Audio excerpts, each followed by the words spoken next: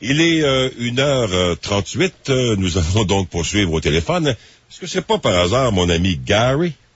Oh, mon ami Jacques. Oh, monsieur. Comment ça va, Gary? Moins 74. Ah, Hearst, c'est probablement l'endroit le plus froid sur Terre, d'après vous. Oui, et d'ailleurs, Jacques, je porte plainte officiellement au gars qui fait la météo dans ton émission. J'aimerais beaucoup que dorénavant, tu donnes la météo à Hearst. Oui, êtes-vous sur la map? Oui, Jacques, j'aimerais te dire qu'à Radio-Canada, oui. À tous les soirs, lorsqu'ils montrent le gros tableau, il y a un petit point noir sur la carte où on voit le nom de Hearst. Ah bon?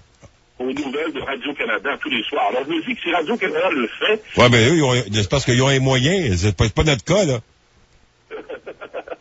En tous les cas. De toute façon, Jacques, c'est pas le but de mon appel. Non. Je voulais te parler, j'avais deux sujets, mais je vais en garder un pour une autre fois. Oui. Je vais te parler de Michel Arsenault. Michel Arsenault, oui. Je t'ai entendu tantôt, évidemment, comme à peu près tous les bons Québécois et Québécoises, t'écoutes religieusement ce téléroman de la commission Charbonneau. Oui. Qui est très intéressant. Je dois te dire, genre, que comme télé-réalité, c'est difficile d'accoter ça. En tout cas, moi, j'aime ça. Là. Je sais pas si t'aimes ça toujours, mais moi, j'aime ça. C'est-à-dire que oui, mais ça dépend toujours des... Oui, ça dépend toujours des invités. On en a vu des faces. Oui. Et, entre autres, bien sûr, la face à Arsenault, mais surtout, la juge Charbonneau, la très honorable juge France Charbonneau, elle a toute une face, Jacques, n'est-ce pas? C'est-à-dire qu'elle a toujours un petit sourire en coin, c'est ce que j'ai remarqué, mais il me semble qu'elle, sa physionomie ne change pas d'émission en émission, quoi. D'accord. Mais je veux aussi dire que Maître José Lebel m'impressionne énormément. Oui. Elle est d'une... écoute, Jacques, je la trouve solide. C'est pas évident, la job qu'elle a, là, parce qu'oublie pas qu'elle est la procureure en chef de la commission. Oui. Et puis qu'elle a de grosses chaussures à chausser. Elle a remplacé celui qui a démissionné à un moment donné au tout début, là. Et en tout cas, moi, je trouve qu'elle fait une bonne job. Mais ce que j'ai dit, Gary, ce que j'ai dit au début, quand je dis que je suis impressionné, vous savez, des fois, on peut être impressionné négativement, puis on peut être impressionné positivement. Quand je parle de Michel Arsenault, quand je dis que je suis impressionné par le personnage, d'abord, il faut avouer qu'il est très volubile. C'est un gars intelligent. Et on sent qu'il n'est pas très à l'aise, il n'est pas très heureux d'être là, mais je pense que jusqu'à maintenant, ils sont pas très nombreux, les gens qui ont été très heureux d'être convoqués devant la commission Charbonneau. Mais ce que je veux dire, c'est que dans le fond, on a beau, ce que j'entends depuis 2 jours, on a beau vouloir le coincer, ça semble très difficile à ce niveau-là pour la commission Charbonneau. Et dans le fond, honnêtement, je pense pas qu'il y ait grand-chose à se reprocher. Au niveau des pots de vin, au niveau de ci, au niveau de ça, je pense qu'il n'y a pas grand-chose. Je le répète, il n'y a pas grand-chose à se reprocher. Je suis peut-être bien des patates, là, mais moi, c'est l'impression que j'ai. Et le seul reproche, et je pense que la commission a décidé hier, surtout, de focusser là-dessus. Le seul reproche qu'on peut lui faire, peut-être, c'est d'avoir été un peu passif concernant quelques dossiers toxiques. On aurait aimé ça, je pense que le grand patron règle ça plus rapidement. Et là, on a comme tendance à penser qu'il avait justement tendance à protéger ses amis de la FTQ. Hein. Alors, c'est à peu près le seul reproche qu'on semble lui faire, sa passivité de ne pas avoir réagi quand c'était le temps. Oui, mais Jacques, pense-y 2 instants, là. As-tu pensé toutes les démarches qu'il a entreprises pour porter sa cause jusqu'en Cour suprême pour empêcher la diffusion des conversations téléphoniques? Oui, c'est vrai. C'est vrai. Alors juste cet élément-là, Jacques, moi, personnellement, je pense... Gary, attends un peu, la pause vient de partir. Tu pourras peut-être terminer après? Ah, il n'y a aucun problème. C'est possible? D'accord, excellent. Va partir la chaufferette, là. À tout de suite.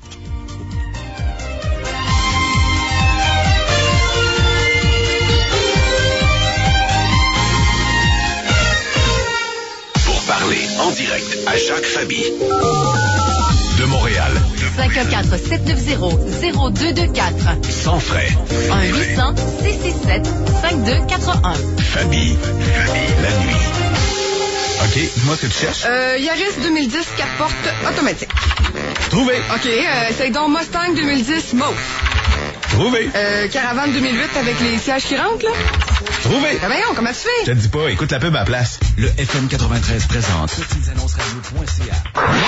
Un répertoire de tous les véhicules usagés de presque tous les concessionnaires de Québec. Juste des véhicules certifiés, garantis, comme des neufs, au prix des usagers. Visitez petitesannonces-radio.ca et dites vous aussi. Trouvé. Une idée du FM 93.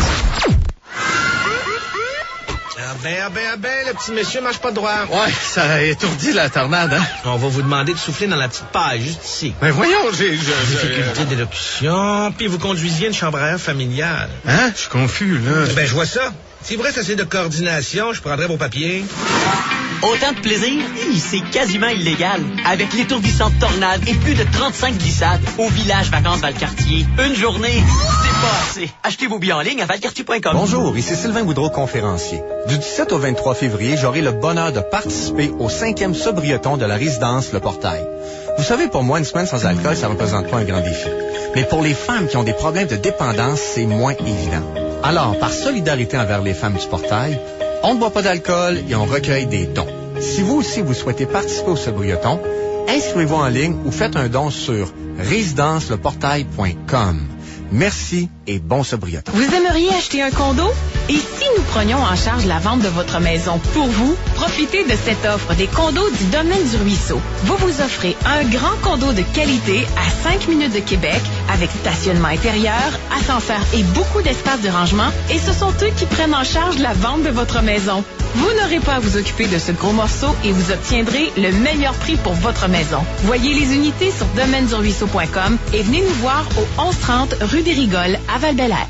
FM 93, c'est de l'actualité, c'est de l'opinion, c'est du sport, c'est des collaborateurs de tous les milieux. FM 93, une station Cogeco diffusion. Partout au Québec. Partout au Québec.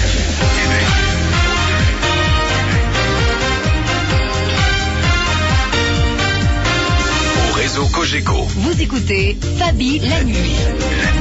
Voici Jacques Fabi. Alors, retournons à Hearst, dans le district de Cochrane, au nord de l'Ontario, avec une belle petite ville, population de 5090 habitants.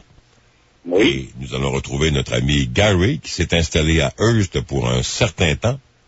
Oui, le temps que ça voudra, il n'y a pas de problème. Donc, c'est très... Les gens sont sympathiques. Oublie pas, Jacques, ici, c'est 95% francophones. Oui. Et petit 5% anglophones parlent français. Alors, écoute, que demander de mieux? On appelle ça le petit Québec, je te l'ai dit l'autre jour. Et puis, on est à 5 heures des frontières de l'Abitibi-Témiscamingue. Oui, vous êtes à 935 km au nord de Toronto et à 520 km à l'est de Thunder Bay. Voilà. Alors, ça vous tente de sortir? Pour Rouyn-Noranda. Je suis à 5 heures de route, de Rouyn-Noranda. Mon allemand matin, où j'ai travaillé 5 ans. Alors, je connais. Oui, c'est vrai. Et puis, c'est ça. Bon, alors, oui, pour revenir à la commission Charbonneau, oui.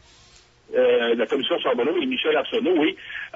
Et te dire que dans la vie, Jacques, toi qui es un homme qui en a vu d'autres, qui a vu neiger, comme dirait l'autre, quand t'as rien à te reprocher dans la vie, tu ne te bats pas jusqu'à la Cour suprême pour empêcher la diffusion d'éléments pouvant incriminer, comme ça a été le cas pour M.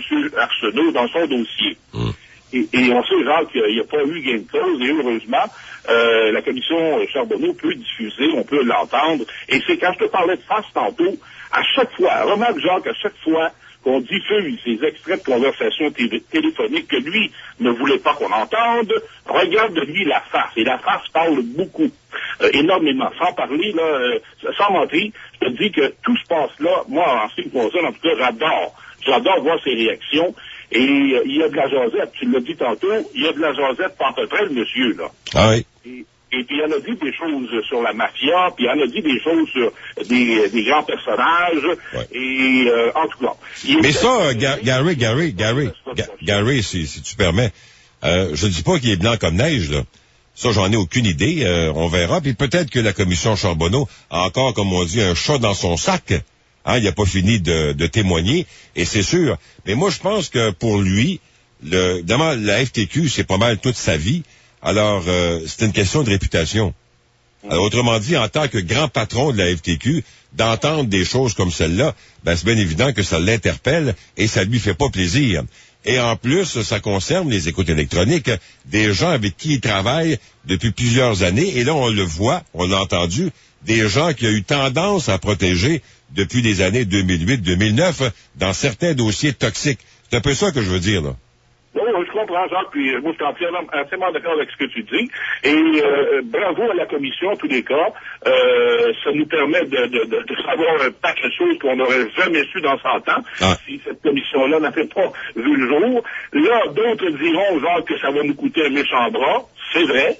Tu as vu aujourd'hui, on a publié un premier rapport là, de la Commission. Ouais. Je sais pas si tu as entendu parler des réactions à Québec, à l'Assemblée nationale, mais c'est pas certain que Mme Marois et son gouvernement vont donner la bénédiction à Mme Charbonneau pour la suite des choses. Ben, c'est-à-dire que moi aussi, la réaction que j'ai eue quand j'ai vu, quand j'ai entendu parler hier de ce, on appelle ça un rapport d'étape, là, qui nous rappelle qu'il reste beaucoup à faire. Mais tu as raison de dire que est-ce que le gouvernement va encore débloquer des fonds pour qu'on aille au bout de tout ça, là. Mais de voir que c'est, je sais pas si j'ai bien saisi, mais on a l'air de dire à la commission Charbonneau, jusqu'à maintenant, on n'a pas entendu assez pour finalement porter ou avoir une opinion précise sur la situation. Là, j'avoue que si c'est ça que j'ai entendu, là, t'es un petit peu étonné parce que nous, on a tous une opinion sur ce que nous avons entendu depuis le début de la commission. Puis là, la commission dépose son rapport en disant, ben là, on peut pas vraiment commenter, on s'est pas fait une idée encore. Ben, c'est à peu près ça que ça veut dire, là. Non, t'as entièrement raison, mais et de toute façon, la juge Charbonneau et le commissaire et tout ça, on sent très bien, Jacques, qu'il marche sur des œufs. Rappelle-toi au tout début, quand Jean Charest leur avait donné le premier volet de mandat. Tout à fait, ça avait été un peu compliqué dès le départ. Là, quand la commission avait été mise sur pied, on savait pas trop s'il avait le droit de faire ci puis de faire ça. Puis à un moment donné, il a élargi le mandat pour leur en donner un peu plus. Et là, c'est sûr qu'ils sont libres de faire ce qu'ils veulent dans un sens, parce que le gouvernement n'a pas la peine à mettre son nez là-dedans de quelque façon que ce soit, ça serait bien le bout du bout. Mais tu as bien raison, moi je m'attendais à un rapport d'État beaucoup plus percutant. Il n'y a absolument rien à peu près, c'est très nébuleux. Et puis moi, ça m'inspire pas confiance pour la suite des choses. Je me dis, coudonc, dans un an et demi, on va-tu à nous sortir un rapport final tout aussi nébuleux, qui nous aura coûté des millions et des millions. En tout cas, c'est ça que je voulais dire, Jacques, je te laisse avec tes milliers d'auditeurs, et puis ça me fait toujours plaisir de te parler, parce que je suis pas capable de dormir quand t'es là la nuit, donc je me dis, tant qu'à niaiser et à compter les mouches au plafond, tout c'est bien d'appeler mon ami Jacques. Oui, surtout que les mouches, l'hiver, il y en a moins. Oui. Je voulais juste aussi, Jacques... En tout cas, s'il y a des mouches par chez vous, là, il y a un problème. Michel Terrien, oui. Et le Canadien. Hier, il y avait des langues sales un peu partout qui essayaient évidemment de le congédier, puis de dire que Michel était ci, était ça. Moi, je me disais que Marc Bergevin, directeur gérant, Jacques, avait 2 fois, après le match de ce soir, si on avait assisté ce soir au même genre de match que samedi contre Washington, que les joueurs s'étaient traînés des pieds, n'avaient pas à faire une performance intéressante, là, peut-être, on aurait pu commencer à paniquer totalement au Québec, mais je trouve qu'on panique rapidement un peu trop pour le Canadien. C'est assez bizarre. Pas grand-chose au Québec pour paniquer. Bravo Michel, bravo Canadien, bravo à Carey Price. Oui. Et d'ailleurs, il y a quelqu'un que tu connais bien qui m'envoie ici un courriel, Jean-Paul Sylvain. Tu connais Jean-Paul Sylvain? Je ne connais pas Jean-Paul, mais je le connais de réputation. Oui, l'ancien du journal. Personnellement, je ne le connais pas, non. Jean-Paul me dit, la seule fois où Carey Price n'accorde pas un mauvais but par match, c'est quand il gagne par blanchissage. C'est comme une vérité de la palisse. Voilà. Salut Jacques. Alors, salut Gary, salut bien aux gens de Hearst qui nous écoutent là-bas, très nombreux. Salut. Oui, merci. Et bonne nuit. Bon, alors c'était mon ami Gary Daigneault, qui m'a déjà remplacé d'ailleurs. Oui, qui avait fait de l'excellent travail. Et pendant des vacances d'été, je crois, pendant quelques semaines. Alors, merci Gary, et merci d'appeler une fois de temps en temps pour donner de tes nouvelles. Bon, il est 1h53. Oui, belle performance du Canadien, il n'y a pas de doute. C'était un match important. Oui, il y a bien raison de dire que si le Canadien s'était encore traîné les pieds, là, on aurait dit, là, ils veulent plus jouer pour l'entraîneur. Là, on aurait pu se poser de très sérieuses questions. Mais si vous permettez, moi, laisser ça aux experts, qui vont probablement commenter aujourd'hui, plus tard, dans le cadre des amateurs de sport, cette très belle victoire du Canadien sur non pas le Colorado, mais sur la Caroline, victoire de 3-0.